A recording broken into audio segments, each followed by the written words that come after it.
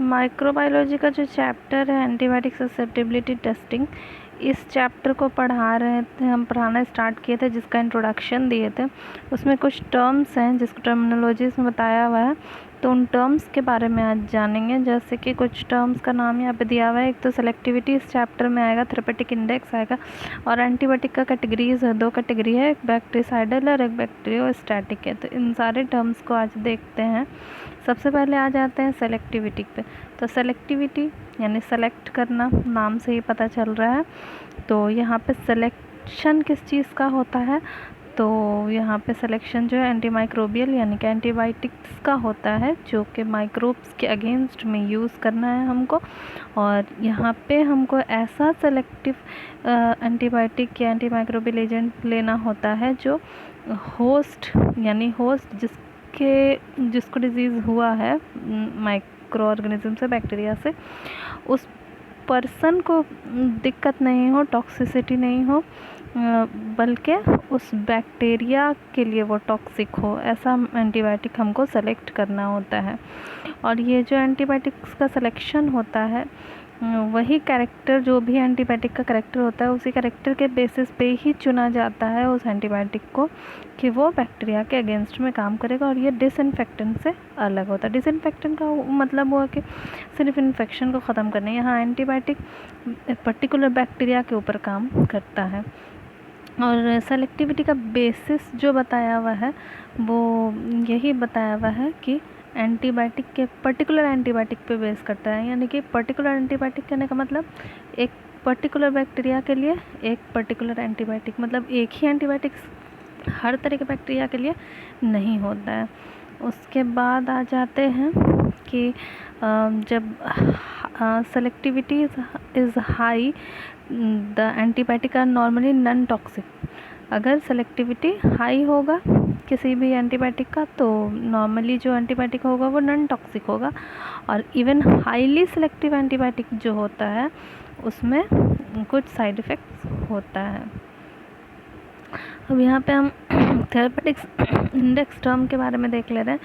तो ये क्या होता है, रेशियो होता है। किसका रेशियो होता है, तो डोज का होस्ट से, यानी डोज पर होस्ट, यानी उस पर्टिकुलर इंसान को होस्ट क्या हो गया, वैसा पर्सन जिसमें बैक्टीरिया जा कर के डिजीज़ काउज किया है, तो वो पर्सन के और डोज का रेशियो को हम थेरेपेटिक इंडेक्स कहते हैं। यानी कि हर इंसान के लिए सेम डोज नहीं होता है। किसी पर्सन को सुबह शाम अगर एंटीबायोटिक दिया जा रहा है, या फिर वो जो mg होता है 350 mg है, 500 mg है, वो डोज जो है हर पर्सन के लिए अलग अलग होता है। हो सकता है ज़्यादा डोज वाला किसी एक पर्सन को दिया तो उसके लिए टॉक्सिक हो जाएगा, किसी दूसरे को दिया तो उसके लिए टॉक्सिक नहीं होगा। तो पर्टिकुलर होस्ट के लिए अलग डोज होता है। तो डोज की टॉक्सिसिटी और होस्ट का जो रेशियो होता है उसको थेरेपेटिक इंडेक्स कहा जाता है। और यहाँ पे एक लाइन और है, क्या है कि the host to the effective therapeutic dose and the higher therapeutic index the better the antibiotic. जितना हायर इंडेक्स रेशियो जितना ज़्यादा होगा उतना अच्छा एंटीबायोटिक होगा। दोनों का रेशियो जितना ज़्यादा आएगा, दोनों का रेशियो निकालेंगे, रेशियो जितना ज़्यादा आएगा उतना अच्छा वो एंटीबायोटिक होगा। इसके बाद कैटेगरीज दिया हुआ एंटीबायोटिक्स का। 2 तरह का एंटीबायोटिक होता है, एक होता है बैक्टीरिसाइडल और एक होता है बैक्टीरियोस्टैटिक। साइडल का मतलब ही होता है मार देना और स्टैटिक का रोक देना। यानी सबसे पहले आ जाते हैं बैक्टीरिसाइडल। साइडल मतलब मार देने को बोलते हैं। तो वैसा एंटीबायोटिक जो कि उस पर्टिकुलर बैक्टीरिया को मार देगा, मार करके ख़त्म कर देगा और पर्सन को ठीक करेगा, तो वैसे को एंटीबायोटिक को बैक्टीरिसाइडल कहते हैं।